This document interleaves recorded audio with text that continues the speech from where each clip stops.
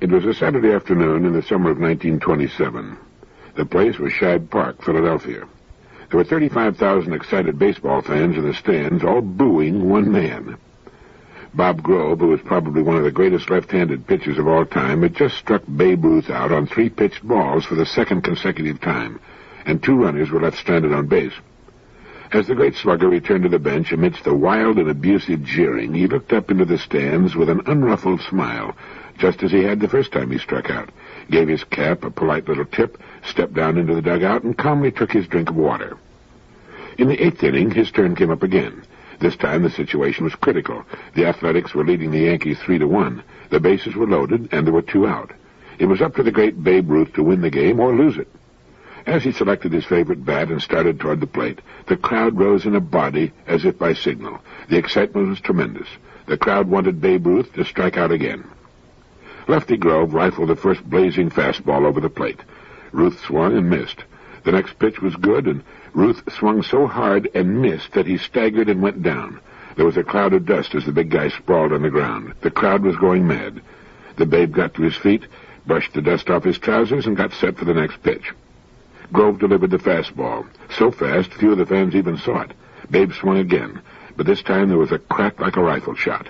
The ball soared high and far. It cleared the scoreboard and the houses across the street, one of the longest hits ever made in baseball history. As Babe Ruth trotted around the bases and across the plate behind the other runners with what proved to be the winning run, he received a wild ovation from the crowd, the same crowd that had been booing him all afternoon. Babe looked up into the stands, doffed his cap with that same little smile and the same expression on his face, exactly like the one he wore on his first 2 trips when he had taken the razzing. Now, later in the season, after the Yankees clinched the pennant, Grantland Rice interviewed Ruth.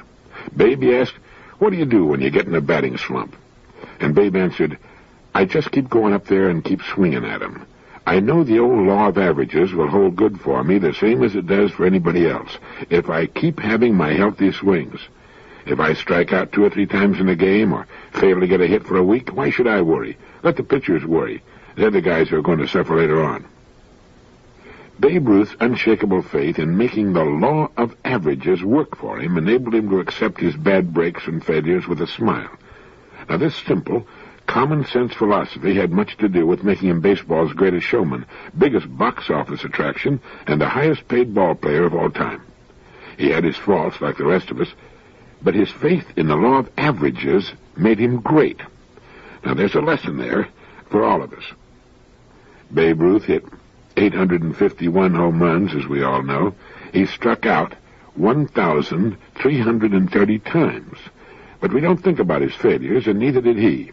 He kept swinging and knew that the law of averages would take care of the rest. Well, how about you? I think that's another important principle that we might keep in mind. How the law of averages will work for us if we'll stay in there and if we'll keep swinging. We know that one of the most valuable attributes an adult can have is persistence. And a DePaul University psychologist, Dr. Glenn D. Jensen, has found that the best way to develop persistence in a child is to permit him to fail regularly. When we see a young child trying to do something and finding it difficult, and realizing how simply we can help him finish what he's trying to do, we have an almost overwhelming impulse to give him a hand. If we do this too often, it can be a mistake. In the tests conducted by Dr. Jensen, youngsters aged 3 to 9 years were tested in a room equipped with levers and knobs. They learn after a few minutes that twisting one of them will produce marbles, which will be exchanged for pennies. Now, some of the children are purposely spoiled, get marbles every time they twist the knobs. Others get marbles only after a number of knob twists. Then Jensen cuts off the marbles entirely and begins measuring the children's persistence. Now, white rats also are used in the experiments. The psychologist divides the white rats into 2 groups, those to be spoiled with kindness and those to be disappointed. Now, those to be spoiled are placed in a small cell with a single bar, which, when pressed, produces a tiny pellet of food. The second group finds it harder to come by. The first time they press the bar, it produces, but the next pellet comes only after 5 presses. Then this is raised by geometric progression to 10, 20, 40, 80, and 160. The graphs show that the spoiled rats lose heart quickly when they discover that they will not get food each time. But the frequently disappointed rats keep at it. It seems that the reaction of the children is just about the same as that of the rats, which all goes to prove what you probably knew already, that a life full of rewards is less a spur to sticking with the job than if it's interlaced with disappointment. When asked if young humans act like laboratory animals in these tests, the university said the answer seems to be yes. So it would appear then that the wise mother or father is not the one who says, "Here, let me help you with that," but instead understands the importance of failure. Failure keeps us trying. Easy success tends to cause us to give up the first time that we're faced with a job that takes persistence. Now, this is probably why the most popular sports and games are those most difficult to master. This must be why millions of men go back to golf each year, knowing that it's one of the most difficult games to get good at. The same would apply to the universal popularity of tennis, bridge, marriage, politics, and statesmanship. But the purpose in my mentioning these tests with youngsters and white rats, if you can forget the invidious comparison, is that we need to fail if we're to develop persistence. And maybe we shouldn't be so quick to give the kids a hand when they find themselves stumped on a problem. A bright, personable young man had been offered the opportunity to work for a highly successful, well-established manufacturing company. He saw the personnel director, talked with other officers of the company, and finally requested an interview with the company's president and chairman of the board. And this is how the president himself tells the story of what happened. The young man said he was considering an offer to join our company. He wanted to be certain he was making the right lifetime choice, and he felt he had a right to research this question right up to the chairman of the board. He was intelligent, ambitious, and appeared to have good potential for growth. In fact, the company president went on to say, "I caught myself speculating as to whether or not he might run the company in 20 years. However, his line of questioning was disappointing. It suggested that his goal was personal security and not opportunity. He was interested not in our problems and probable growth, but in our rate of employee turnover, in our fringe benefits, and in our pension plan, to a point where it became apparent to me that he wanted to spend his working days in an atmosphere of maximum personal security, and not in a dynamic environment of exploiting our opportunities. I felt I had an obligation to place this matter in focus, and he appeared shocked when I told him that I was sure he could not find security in our company, because I'd been looking for it for some time and couldn't find it myself. I told him that it was frequently necessary for us to make major strategic decisions with respect to product, key personnel, pricing, expansion, and the like, and that despite our excellent staff, our sound product position, and our financial strength, a major error could relegate all of our personal security programs to the ash can. I reminded him, for example, that products can be obsoleted by research and invention, conducted in some remote basement in the world, which would have the effect of rendering unnecessary our plants, facilities, personnel, even management. I also reminded him that this not only could happen, but has happened many times. I told him that there was no absolute security in our company or any other company, except that which our personnel collectively earned from day to day and from year to year, and that furthermore there was no absolute security for him in our company unless he remained competitive in his work until the day of his retirement. And finally, I suggested that in planning his life work, that he place major emphasis on exploiting opportunities for growth, with their attendant successes and failures, rather than on personal security in and of itself. Well, unfortunately, he behaved like the young man reported in the Gospel who asked the Lord what he might do to gain eternal life. When he heard the answer, and considering it too hard, he silently went away. Morbid emphasis on personal security generates a certain myopia, a dedication to the status quo, resistance to change, and the rejection of opportunities for personal growth with their associated risks and rewards because there might be a finite chance to fail. And he closed with this thought: I've learned over the years that preoccupation with security breeds insecurity, and that security, like happiness, most often eludes those who pursue it the most. Paradoxically, security most often comes to him who in life assumes the risks of insecurity. The other day in a taxi, I felt amusing about the story a Connecticut Yankee. Maybe you're old enough to remember the movie with Will Rogers. In the story, he's struck by lightning or some such thing and finds himself magically transported back in time to the days of King Arthur and his Knights of the Round Table. And I began trying to think of something I could teach the people if the same thing happened to me. And it poses an interesting question. If you were suddenly transported back in time, say 1,000 years, what could you teach the thinking people of that time? You would know So much that they still hadn't dreamed of: the airplane, an automobile, electricity, and a telephone, printing, gunpowder, atomic energy, the steam engine, the propeller. If you were taken back to the year 1000 A.D., what could you teach them? For one thing, it'll make you realize how little you really know. However, if you could manage to keep from being burned as a sorcerer, the wise men of the time would make pilgrimages to see you and ask thousands of questions. You would be the most famous person on earth and the most celebrated. You'd be 400 years ahead of Gutenberg and his discovery of movable type and printing, 600 years ahead of Galileo, 500 years ahead of Columbus. But with all of your knowledge of our modern world and its thousands of wonders, what could you show them how to do? The aspirin tablet, the first real wonder drug and painkiller, would have been an unbelievable boon to them in their suffering. Could you show them how to make it? How to mix saltpeter, charcoal, and sulfur to produce gunpowder? How about the steam engine? Could you show them how to make one? Or a simple electrical generator? Or how to make wire? Could you make a clock?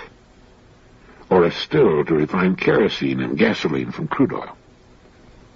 We know so much about so many thousands of things, but with the exception of our specialty, we'd be hard-pressed to teach them how to really make much of anything.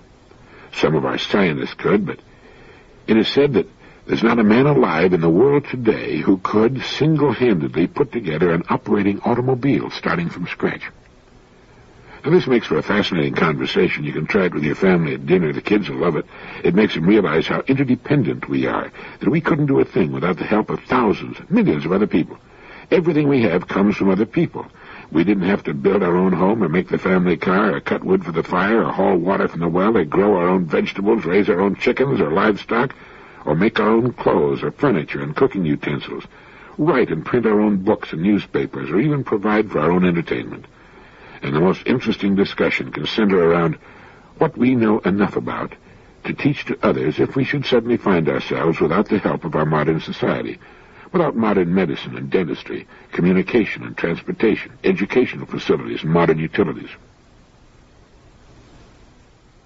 I was reading that great little book, The Ever-Present Past, by the late Edith Hamilton, certainly one of the greatest ladies who ever lived, and I came across something I thought you'd like. When I read educational articles, she wrote, it often seems to me that the purely personal side of education is not emphasized enough. The fact that it's so much more agreeable and interesting to be an educated person than not. The sheer pleasure of being educated does not seem to be stressed anymore. Once long ago, I was talking with Professor Basil L. Gildersleeve of Johns Hopkins University, the greatest Greek scholar our country has produced. He was an old man, and he'd been honored everywhere, in Europe as well as in America. He was just back from a celebration held for him in Oxford, and I asked him what compliment received in his long life had pleased him most. The question amused him, and he laughed over it, and he thought too, and finally he said, well, I believe it was when one of my students said, Professor, you have so much fun with your own mind. Robert Louis Stevenson said that a man ought to be able to spend 2 or 3 hours waiting for a train at a little country station when he was all alone and had nothing to read, and not be bored for a moment. What is the education which can do this? What is the furniture which makes the only place belonging absolutely to each one of us, the world within, a place where we like to go? I wish I could answer that question.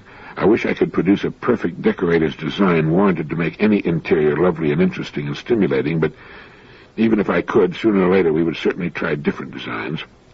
My point is only that while we must and should change the furniture, we ought to throw away old furniture very cautiously. It may turn out to be irreplaceable. The world within, a place where we like to go. How about that? That's the aim of education, and it should be the aim of every person, to make his world within a place where he likes to go. And what about Robert Louis Stevenson's comment that a person ought to be able to spend 2 or 3 hours waiting for a train at a little country station when he's all alone and had nothing to read, and not be bored for a moment? Stand some evening in a big city at 5 o'clock and watch the faces of the scrambling, frenetic crowd, people hurrying home, trying to shorten the time they're left to their own devices and their own thoughts. But they are not our problem. We are our problem. Our own inner worlds are our problems. How's yours? Edith Hamilton was right. The purely personal side of a good education, an education available to every one of us, is not emphasized enough. Not enough of us understand the fact that it's so much more agreeable and interesting to be an educated person than not. We should all be concerned every day with the furnishings we're selecting for our inner worlds. A poet hundreds of years before Plato said, "Before the gates of excellence, the high gods have placed sweat. Long is the road thereto, and steep and rough at the first, but when the height is won, then there is ease." My old friend Dr. L.D. Pankey of Coral Gables, Florida, recently returned from a trip through the Orient. All the time he and Betty were abroad, they kept me up to date on their travels with the unique and interesting newsletter they send back to their stay-at-home friends whenever they're traveling, which is, well, for a couple of months every year. I received a letter from him the other day asking me when I was going to come down to Florida and join him in some bone fishing in the Keys.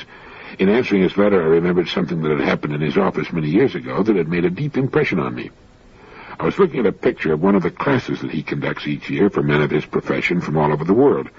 And in studying the photograph, I realized that I was seeing some of the same faces I'd seen in other photographs of earlier classes he'd held.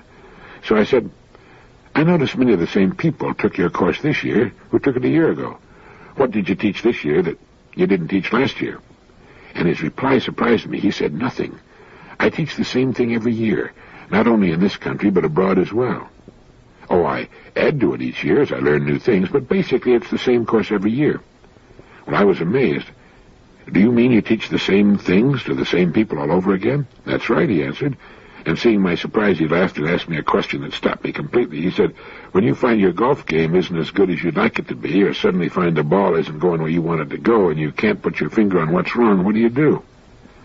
I told him, "Well, I go back to the pro for some lessons." And he said, "That's right. And what does he teach you? Does he teach you something new about the game, something you didn't know at some time before? Or does he merely remind you once again of the basic fundamentals, which, if you'll but be guided by them, will result in your getting the kind of score you'll be happy with?"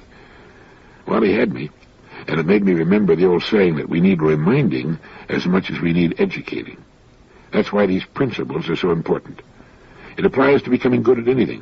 It's as important to living successfully as it is to playing a satisfactory game of golf or practicing medicine or dentistry. We need to be reminded from time to time, and the more regularly the better, of the basics, the fundamentals upon which everything else is built. The good home may look different from all the other homes on the street, but its foundation followed the rules for any good foundation, and so did its construction. Do it right the first time, and it'll stand for as long as we need it. If we build our lives and what we do during our days on truth and justice, we'll build the kind of lives we can be proud of, that will take us to the goals we seek in good time without worry or frustration. But we do need reminding. You might remember that bit about the golf pro. He doesn't teach you anything new, but he reminds you of some of the basics you've forgotten and helps you rid yourself of some bad habits. No matter what it is a person does, if he does it too long without a break of some kind, he's apt to get off the track. He loses his objectivity.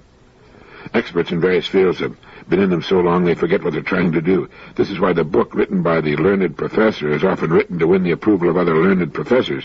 As a result, it doesn't amount to much because nobody reads it but learned professors who already know everything that's in it. Nobody who needs it and could learn from it can get interested in it, even if he can understand it. Take the field of advertising. It all started as a means of getting people to buy products. It's a form of salesmanship. But so many advertising people have been in advertising for so long, it sometimes seems they've forgotten the real purpose, and they've lost touch with the people they're supposed to motivate. Whit Hobbs, Senior Vice President in charge of creative services at Benton and Bowles, made a speech some time back, in which he urged a return to honest fundamentals, and he asked his audience if, when they sit down to write or judge an ad, they set their standards as high as they could and should be. He said, you say to yourself, if this doesn't sell me, excite me, arouse or amuse or interest or challenge or help or befriend me, how the heck is it going to sell other people? He said that other people aren't different. He said they're smart like you and savvy and hurried and harried and concerned and confused, just like you. Too many kids, not enough money, worried about crabgrass and Congress and college and communists and constipation. Their upper sinuses are clogged and so are their septic tanks, just like yours. He said they're great people, just like you. Get to know them better. You can't help liking them. Stop feeding them pap. They've outgrown it years ago. Start talking up to them. That's the way they want to be talked to. Stop beating them over the head. Stop boring them. He said, give them bright, bold, friendly, helpful, challenging, entertaining advertising that customers like. From you and me, he went on to say, with regard to advertising, they want friendship and understanding and sympathy and help. They want quality, quality, quality. Why don't we give it to them? In speaking of the run-of-the-mill, ridiculous, insulting advertising, Hobbes said, why do we have the same dull housewife in the same dull kitchen with the same totally inept husband and the same know-it-all mother in every commercial, and those same unattractive people sitting around the table grinning all through breakfast every morning? Where do we find people like this? People so stupid they can sit there and eat a whole meal and not even know there's an announcer standing right there in the room with them. Where do we find those models in car ads, those tall, gawky, empty-headed, flat-chested girls standing there with silly, gaudy clothes on and plumes in their hair and feet spread way apart like they had an itch, staring adoring at the new car? Why don't we try to win customers instead of prizes? It's true. Spend too much time doing the same job, and if you don't get off once in a while and take a good, long, objective look at what you're doing, you can lose touch completely, get completely off on the wrong track. The last couple of days I've been reading a book that's been in my library for many years. It was written, I believe, in 1935 and is possibly now out of print. It's Man the Unknown by Dr. Alexis Carrel, the great Nobel Prize-winning physician who died in 1944. He writes that the happiest and most useful men consist of a well-integrated whole. This would also apply to women, of course. Consist of a well-integrated whole of intellectual, moral, and organic activities. The quality of these activities and their equilibrium gives to such a type its superiority over the others. The development of complete human beings must be the aim of our efforts. It is only with such thoroughly developed individuals that a real civilization can be constructed. And then he says, there's also a class of people who, although as disharmonious as the criminal and the insane, are indispensable to modern society. They are the people of genius. They are characterized by a monstrous growth of some of their psychological activities. A great artist, a great scientist, a great philosopher is rarely a great man.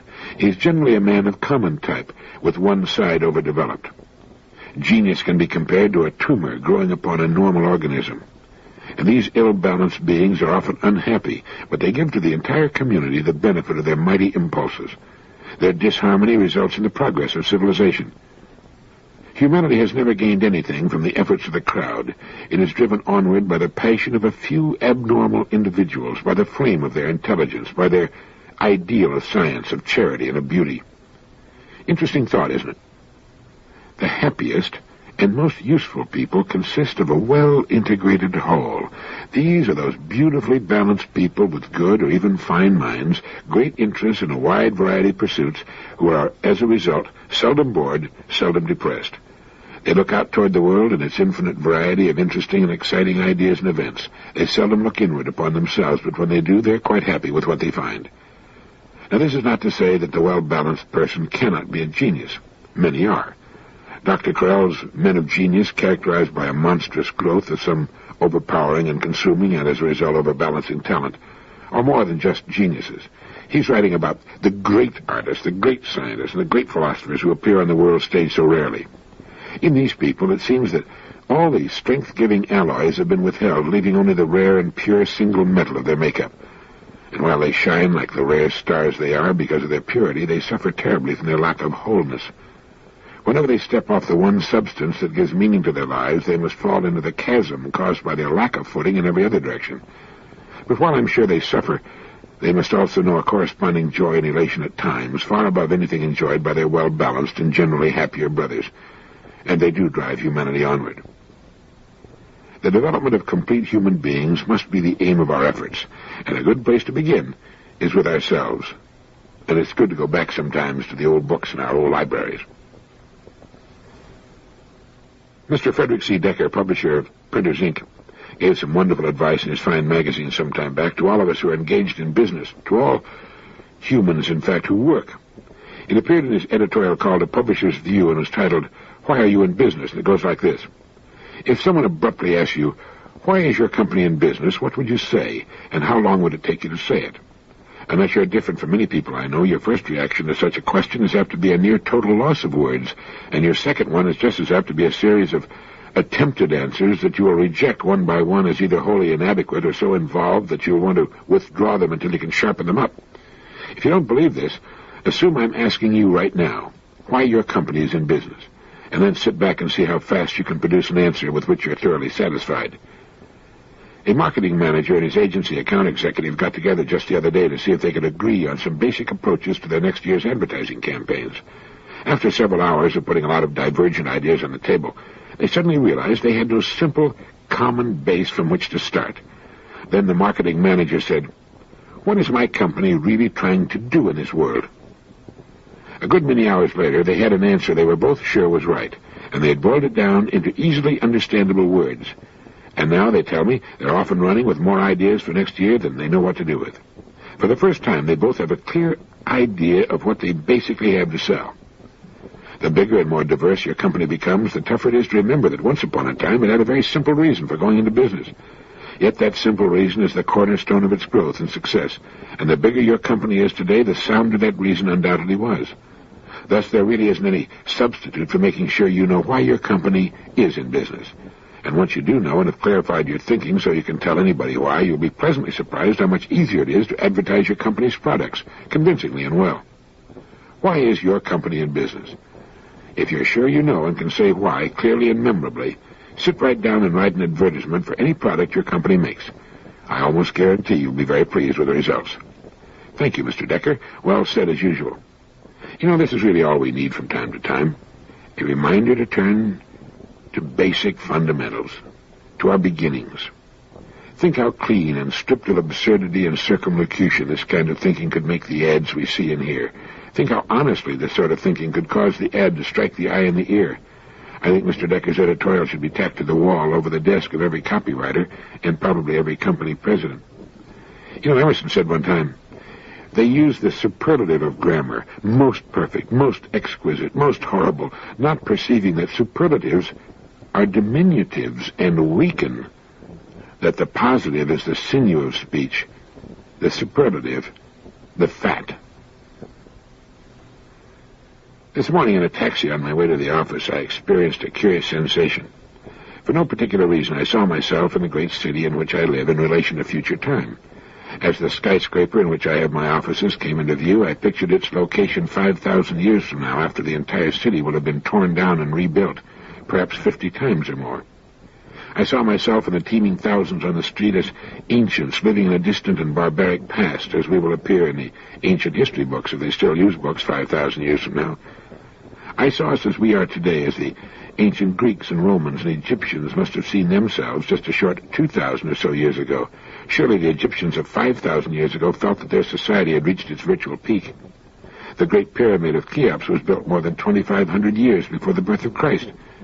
The speeding automobiles, trains, and airplanes in which we ride today will be as rude and ludicrous to our progeny 5,000 years from now as the chariots of the ancients appear to us today. World War II will be as primitive and distant, and to them as ridiculous, as the conquering invaders from Anatolia and the rise of Mycenae, as the legends of Homer are to us today. As we study the Bronze Age, their children and historians will study us, the Atomic Age. They'll shake their heads and smile and look with horror and unbelief upon our antics, our inhumanity, and they'll marvel at our ingenuity, too. Einstein will be as famous then as Archimedes, Copernicus, Galileo, and Newton are to us. They'll still read about Thomas Edison and Benjamin Franklin and Abraham Lincoln as we read about Plato and Julius Caesar and Alexander. But try to project yourself forward in time 5,000 years, and from that lofty vantage point, look back at us here today. With the miracle of your mind, get in your own time machine and move ahead 50 centuries, and try to visualize our world as it will be then. Lean back in your easy chair of the year, let's round it out, the year 7000, and from that place in time, view your present problems. Look at the way you're doing things, the way you're raising the kids and doing your job. Look at the petty problems that beset you now, the things you're worrying about today. They'll have a tendency to fade right out. And while you're at it, try to imagine what the schools will be like, the homes and clothes. Will men still work, or will machines do all the work while men amuse themselves? Who will win the pennant in the American League in the year 7000? Or will baseball be extinct along with the hydrogen bomb, a means of warfare inconceivable to men and women 5,000 years from now, as ridiculous and primitive as throwing rocks, as cruel and inhuman a death as by burning at the stake, or being drawn and quartered, or broken on the rack or impaled? Take a ride to 5,000 years from now and think about it. It's free.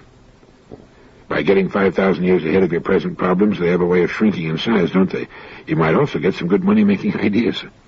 Thank you.